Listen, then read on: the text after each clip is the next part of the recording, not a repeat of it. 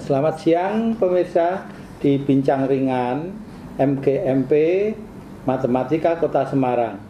Pada siang hari ini kita kedatangan tamu dan punya kesempatan yang sangat istimewa bisa menghadirkan beliau. Nah, masih belum kelihatan.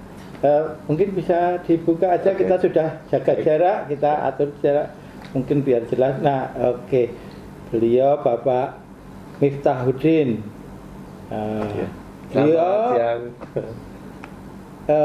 salah satu aset istimewa Kota Semarang.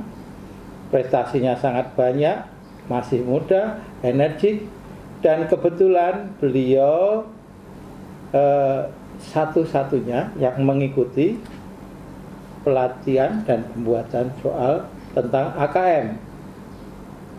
Nah, teman-teman, siang hari ini kita akan ngobrol bersama beliau. Kita bertanya banyak tentang AKM, apa itu AKM, apa itu asesmen nasional, terus dan sebagainya.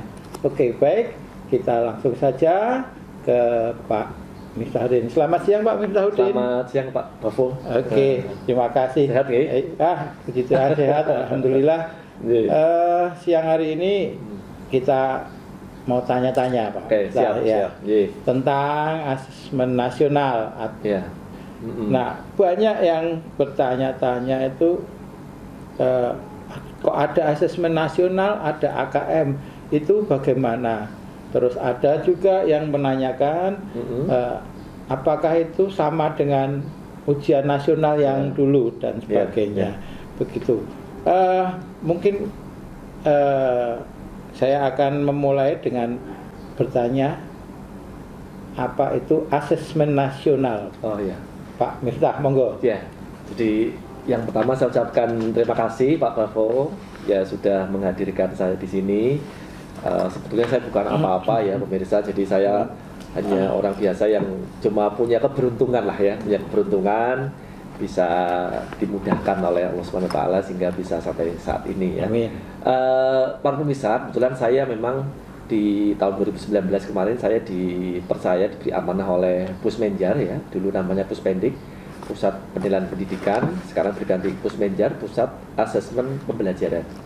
Saya diminta untuk ikut membantu menulis sekaligus menelaah soal-soal AKM gitu ya. Nah, ini perlu saya sampaikan bahwa pemirsa ini harus membedakan antara asesmen nasional dengan AKM ya. Jadi yang ada di Pusmenjar itu namanya bukan AKM tapi asesmen nasional. Asesmen nasional. AKM itu ada di dalamnya asesmen nasional. Oh, jadi, begitu. Ya, jadi asesmen nasional itu adalah sebuah penilaian yang di dalamnya terdiri dari AKM, asesmen kompetensi minimum, kemudian ada survei karakter, dan yang ketiga ada survei lingkungan belajar. Kalau AKM ini untuk memotret kognitif siswa, ya seperti UN gitulah ya. Kalau yang AM-nya, AKM-nya, kognitifnya. Kalau survei karakter ini untuk memotret kepribadian karakter siswa yang nanti arahnya ke karakter Pancasila. Ya. Kemudian pelajar Pancasila. Ya, kemudian untuk yang survei lingkungan belajar ini untuk mengetahui iklim kondusivitas sekolah. Bagaimana sekolah itu terkait dengan gotong royongnya, kemudian terkait dengan bullying yang terjadi di sekolah seperti apa, itu dipotret dari iklim sekolah. Begitu Pak Bavo. Jadi jangan sampai salah. AKM, AKM itu bagian dari AN, asesmen personalisme. Dan tadi Pak Bavo tadi menyinggung, apakah AN itu menggantikan UN? Itu sebetulnya tidak. Ya, jadi AN itu memang ada perannya yang sama dengan peran di UN. Karena UN itu kan diikuti oleh semua peserta didik ya, Pak Bavo ya. Tapi kalau AN itu besok tidak.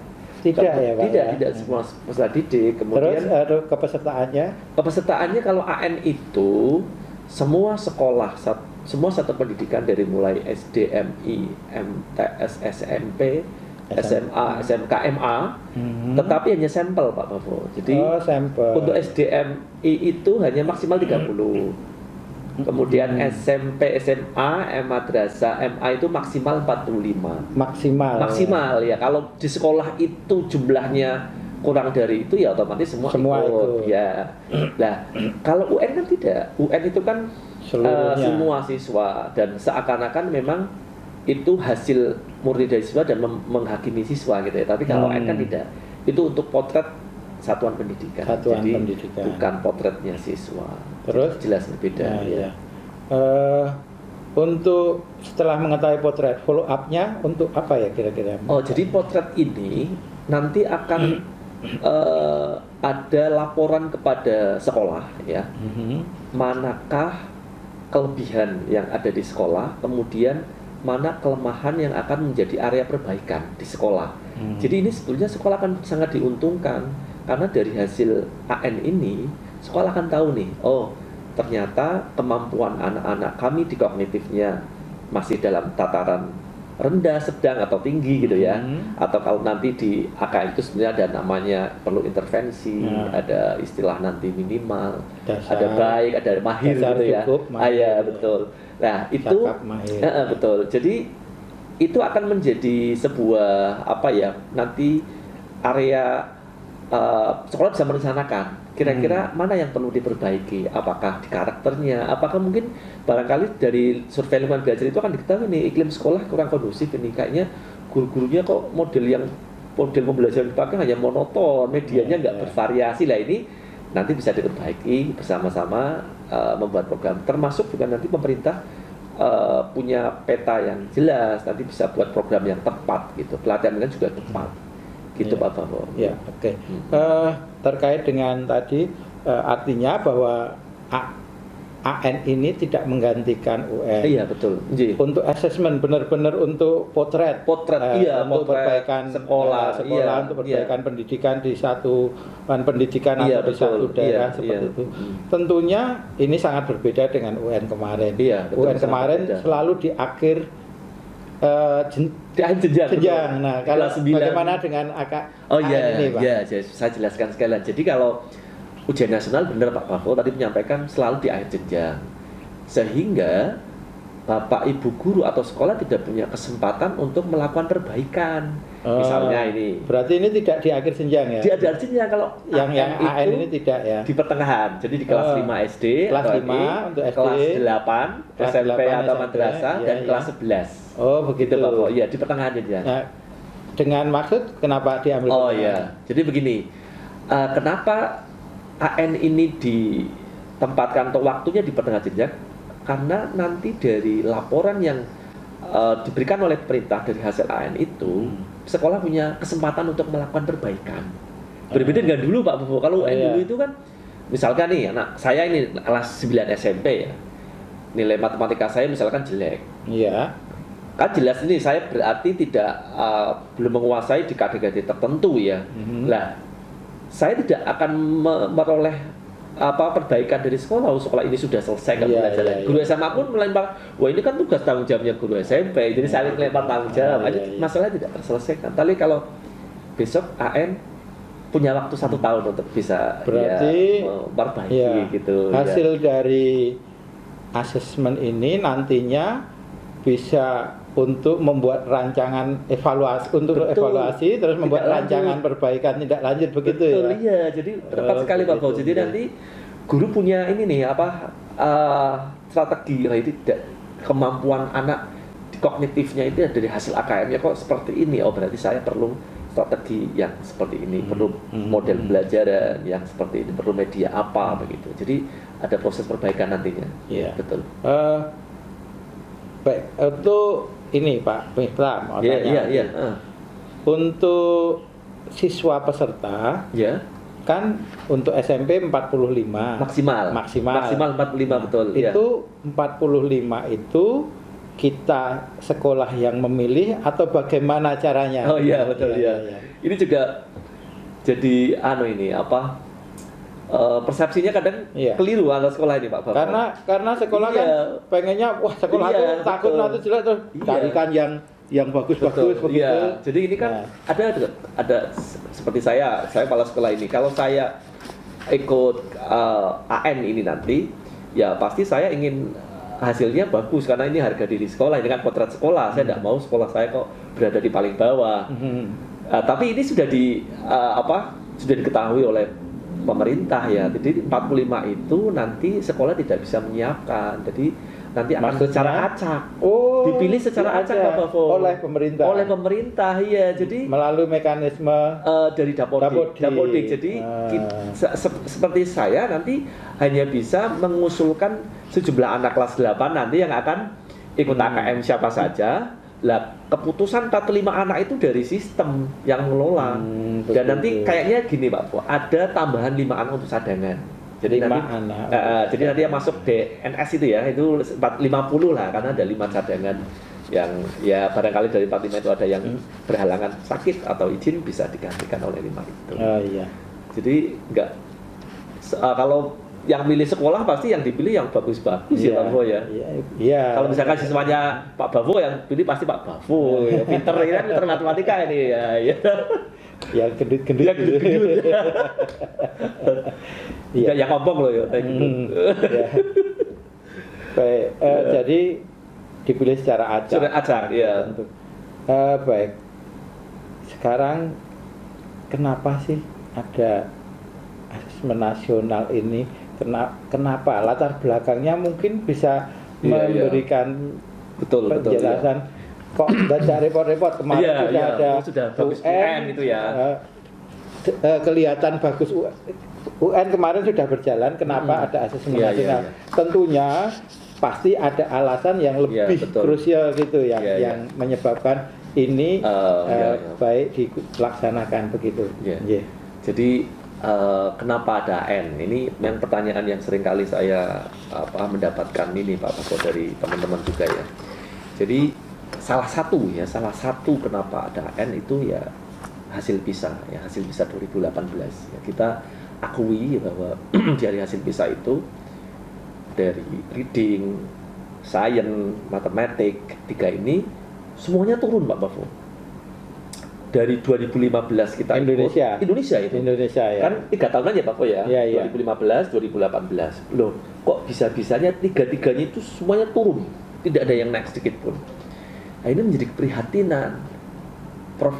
Muhadjir waktu itu pernah menyampaikan apa kita salah ya, mungkin asesmennya yang kurang tepat. Kurikulum kita sudah bagus, kurikulum 2013 ini kan sudah banyak pakar yang mengatakan bahwa ini kurikulum terbaik di masa ini. Tetapi ketika asesmennya belum tepat, akhirnya kan ibarat gini Pak Bavo. Misalkan Pak Bavo ini siswa ini, Pak Bavo tidak pernah diajari cara berenang.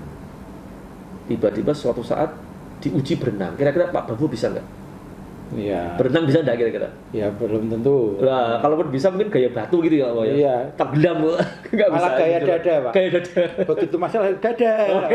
Lah itu. Lah nggak bisa berenang. Nggak bisa berenang ya. Gaya dada. Dada. Tidak bisa tidak diuji memanjat pohon, tidak pernah dilatih cara manjat pohon yang benar. Lah kan pasti nggak bisa. Kalaupun bisa ya resiko jatuhnya sangat besar.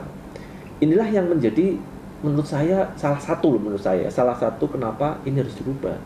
Kalau kita akan diuji di PISA, asesmen kita belum sesuai standar internasional PISA, ya maka kita nggak akan bisa. Nah, tahun 2018 itu nomor 1 itu Cina, Pak Bavo. Cina itu setelah dicek memang kurikulumnya sudah standar internasional, asesmennya juga sudah standar internasional. Nah, kita kan mohon maaf belum ini. Gurunya saja belum pernah menyisipkan soal-soal standar nasional ke ulangan harian, ke penilaian harian tengah semester, bahkan ke PS kan nggak pernah. Nah tiba-tiba diuji kan ya ibarat ya itu tadi yang saya terangkan tadi nggak mungkin. Salah satunya itu yang pertama. Yang kedua Pak Bavo, bahwa asesmen nasional ini kan tujuannya sangat berbeda dengan UN. Kalau UN itu hanya potretnya siswa tanpa ada tidak lanjut mau perbaikan apa hanya potret siswa. Tapi kalau AN ini kan nanti potretnya secara keseluruhan holistik ke sekolah. Jadi nanti pemerintah dalam menyelenggarakan program pelatihan dan sebagainya kan tepat sasaran. Selama ini kan terkadang mohon maaf pelatihan apa yang dibutuhkan oleh arus bawah ini kadang tidak tepat gitu. Jadi nggak nyekrup gitu, nggak nyambung. Nah ini yang perlu AN ini sangat penting menurut saya dan ini krusial lah Itu Pak Bambang. Ya. Baik. Dari pembicaraan ini, dari contoh tadi, iya. Kelihatannya tampak jelas perbedaan antara UN dan AN. Iya, iya. Ketika UN, menurut saya ya, tanggapan saya Pak ini. Iya, iya betul. Mudah-mudahan saya tidak salah. UN berarti kita sepertinya masih berkutak-kutik pada konten aja. Ya betul. Ya. Hanya konten kognitif ya. Kognitif ya. Kalau yang AN ini mungkin sudah seperti tadi bagaimana bisa memanjat, berarti kompetensi ya yang. Iya. Nah berkaitan dengan itu Pak. Jadi untuk AN ini apakah memang benar-benar diolah untuk bagaimana menggali kompetensi siswa sehingga misalnya seperti matematika tidak hanya sekedar ada rumus terus memasukkan terus menghitung ketemu hasilnya, tapi mungkin ada soal-soal AKM-nya modelnya bagaimana Pak yang untuk menggali kompetensi peserta didik. Iya. Jadi ingat Pak Bavo. Jadi pemirsa juga perlu tahu nih ya. Jadi kalau UN itu kan yang diuji adalah berbasis mata pelajaran Pak. Ada kalau SMP ada 4 itu ya. Matematika, bahasa Indonesia, bahasa Inggris, IPA gitu ya kalau nggak salah ya Pak. Ada 4 berdasarkan mapel. Kalau asesmen nasional yang di dalamnya ada AKM itu tidak berbasis mata pelajaran tapi berbasis kompetensi Pak Bavo. Jadi nanti ada 2 Pak Bavo, literasi dan numerasi.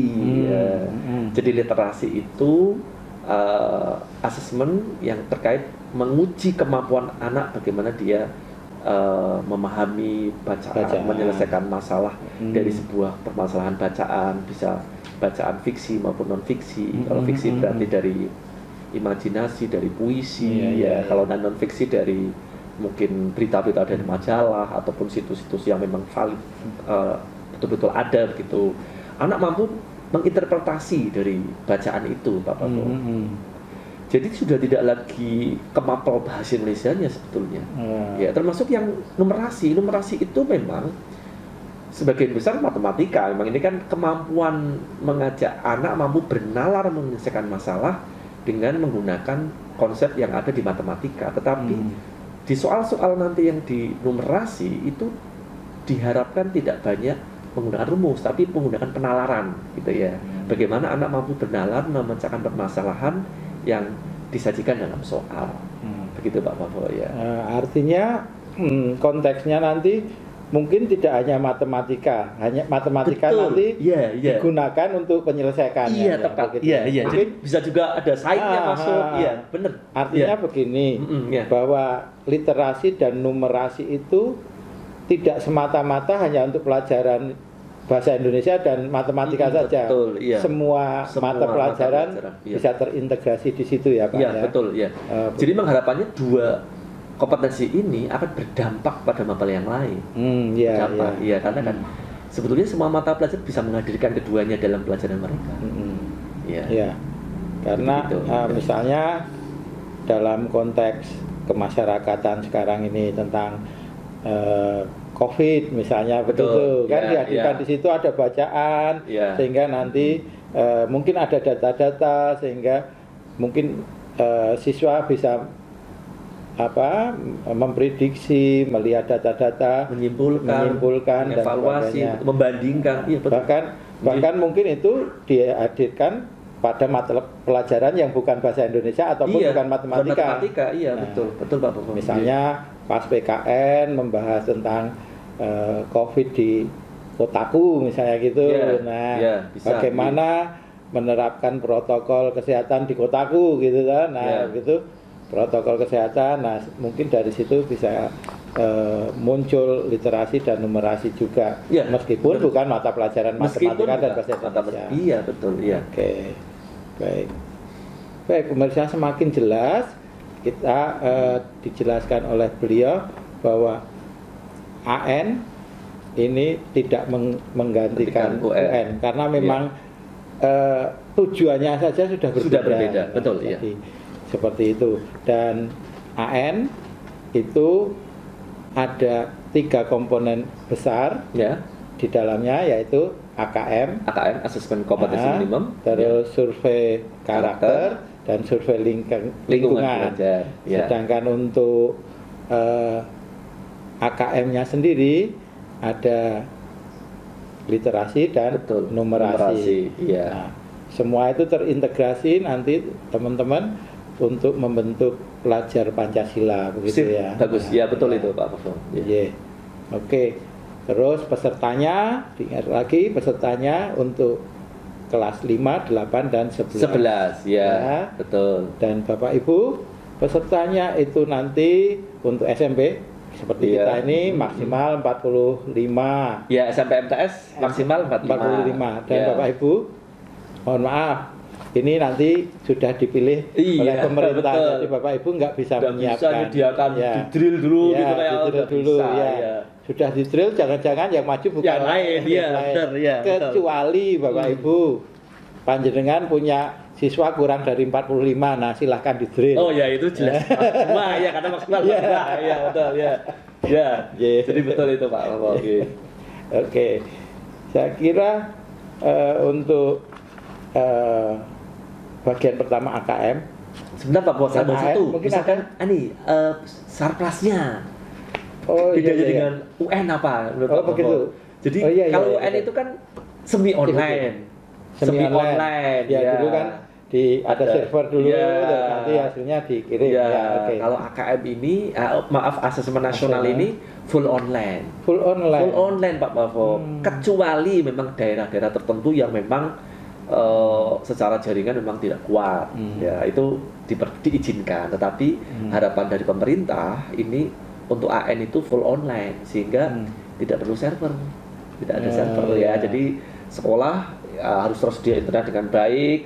Kan mulai bulan ini kalau tidak salah Kemdikbud mulai mendata nih profil TIK bagaimana sarpras di sekolah dan sebagainya. Nah, tapi tidak usah khawatir pemirsa, sekolah-sekolah yang tidak punya fasilitas bisa ya kita konsep berbagi Pak. Misalkan di sekolah Pak Bavo punya komputer 90 karena dipakai 45 bisa di sekolah lain ikut ini kan konsep berbagi, istilahnya ditimbangi. SD juga bisa ikut ke SMP begitu Pak Bavo. Terus itu waktunya berapa hari? Waktunya dari 2 hari Pak Bavo. 2 hari. Ya, hari pertama untuk literasi dan survei karakter. Iya, jadi rencana nanti 1,5 jam, 90 menit untuk literasi, kemudian jeda nanti sekitar 15 menit istirahat, nanti 30 menit untuk survei karakter. Nanti hari kedua numerasi, jadi literasi ya 90 menit, nanti jeda 15 menit, 30 menit untuk survei lingkungan belajar. Ya, baik pemirsa, jadi disediakan waktu 2 hari. 2 hari ya, untuk literasi dan survei karakter itu sekitar 120 menit. Betul. Ya. Kemudian yang hari kedua numerasi dan survei lingkungan juga 120 menit. Betul. Seperti itu. Untuk Kota Semarang kemarin sudah mulai pendataan betul, sudah mulai persiapan. Ini kira-kira bulan apa Pak? Nah ini kemarin itu kan memang rencananya April Pak, Maret akhir atau April awal, tapi ternyata diundur ini. Jadi rencana diundur September Pak Bavo. September sampai Oktober lah ya. Semoga semuanya siap dan ya tentu ini butuh dukungan dari semua sekolah, semua kalangan lah semua kalangan. Baik masyarakat, terus penyedia internet, ini memang harus bersinergi. Iya betul ya. Ya jadi gini Pak Bavo, kalau menurut saya orang tua karena di masa pandemi ini punya andil yang sangat besar Pak Bavo. Bagaimana menyiapkan anak, mendampingi anak agar walaupun anak-anak itu tidak ikut dalam sampel nantinya, ini kan tetap dia punya keinginan untuk tahu apa itu asesmen tingkat internasional yang di AKM itu kan Pak Bavo ya. Jadi ini dampingi anak-anak bagaimana dia juga nanti ya lebih siap lah dalam AKM. Karena begini Pak Bavo, ada persepsi sekolah yang mengatakan saya tidak perlu menyiapkan AKM atau asesmen nasional karena kan itu tidak akan berdampak apapun ke sekolah. Nah kira-kira kalau ada seperti itu Pak Prof gimana? Ya. Tega enggak anak biarkan begitu? Yang jelas kalau misalnya kita mempersiapkan, setidaknya kita bisa nanti mendapatkan gambaran persis sekolah kita itu seperti apa. Iya. Kalau nggak dipersiapkan, sebetulnya misalnya siswa ini punya kemampuan sebatas sekian, betul. Karena nggak dipersiapkan dan nggak pernah digali, bisa turun. Cuman kelihatan sekian. Betul. Itu kan bukan gambaran yang sebenarnya. Iya betul. Nah, padahal tepat sekali. Iya. Asesmen ini untuk mendapatkan potret atau gambaran yang sebenarnya dari sekolah-sekolah itu. Iya. Maka tidak-tidaknya kita tetap harus mempersiapkan dengan baik. Iya betul. Jadi nanti juga ini Pak Prof, potret sekolah itu juga akan menjadi potret dinas pendidikan, potret pendidikan nasional. Iya, pemerintah daerah, kota, juga nasional nanti. Jadi kalau sekolah ya tidak persiapan, ya artinya dibiarkan saja ya nanti kasihan anak-anak juga ya. Ya tadi lah saya bisa ibaratkan tadi renang tadi lah, kalau anak nggak pernah disiapkan tiba-tiba diuji kan kasihan juga. Ya. Gitu ya. Dan yang jelas kalau ini program yang baik ini berhasil, artinya siswa-siswa kita mempunyai kemampuan untuk menyelesaikan permasalahan-permasalahan dalam kehidupan menggunakan matematika dan literasi, mungkin juga mendukung keterampilan mereka untuk mencari solusi, sehingga anak-anak kita nantinya akan menjadi anak-anak yang tangguh, yang tentunya nanti bisa diandalkan untuk menjaga keutuhan dan keberlangsungan negara kita ini. Betul, ya Pak. Ya, jadi kan intinya itu sekarang itu anak-anak jangan hanya dilatih skill-skill yang biasanya yang rutin saja, tapi bagaimana dia berpikir kritisnya, bagaimana dia bisa menginterpretasi dari sebuah masalah, bagaimana dia bisa membandingkan, bisa mengevaluasi, begitu yang sekarang diperlukan menyosong abad 21 ini gitu ya. Ya ini salah satunya ditempuh dengan asesmen nasional. Jadi harapannya semua sekolah siap ya, kemudian jangan sampai juga nih ada sekolah yang terus melakukan drilling soal gitu. UN itu jelas itu udah nggak masuk gitu Pak Marmo. Padahal soalnya setiap AKM berbeda. Iya berbeda.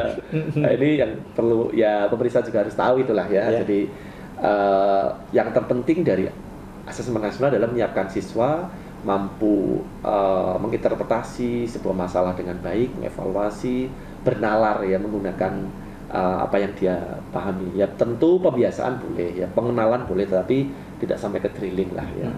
Jadi kemarin juga ada yang bertanya nih, lah terus masa pandemi seperti ini bagaimana sukses untuk mensukseskan AKM? Nah itu mungkin bisa di episode berikutnya Pak. Iya. Pemirsa penasaran itu ya. Baik. Baik pemirsa, terima kasih Pak Miftah untuk penjelasannya. Siap Pak. Pemirsa jangan lupa, ini tadi dijanjikan pada periode berikutnya tentang AKM lebih jauh. Nanti pasti kita semakin mengerti AKM dan semakin paham, sehingga kita sebagai pendidik kita tahu apa yang harus kita persiapkan untuk membantu anak-anak sebagai siswa dan orang tua, sebagai siswa dan orang tua juga kan ini ya. Orang tua juga ini keberhasilan pendidikan kita tidak hanya oleh guru, sekolah, satuan pendidikan, tapi orang tua juga, kemudian pihak-pihak yang terkait, apalagi dengan era yang seperti ini dengan IT dan sebagainya, maka seperti provider dan sebagainya yang mendukung itu sangat membantu. Baik, sekali lagi terima kasih Pak Miftah. Kita akan ketemu lagi pada jaring dengan materi masih AKM. Masih AKM. Lebih jauh kopi nanti ya. Kopinya diminum dulu, dingin ini nanti. Baik, pemirsa terima kasih. Selamat siang. Kita ketemu lagi pada perbincangan ringan jaring MGMP Matematika SMP Kota Semarang di episode berikutnya. Terima kasih. Selamat siang. Selamat siang. Salam sehat selalu. Salam sehat selalu. Ya, diminum dulu. Oh ya siap. Udah tak minum ya habis ini.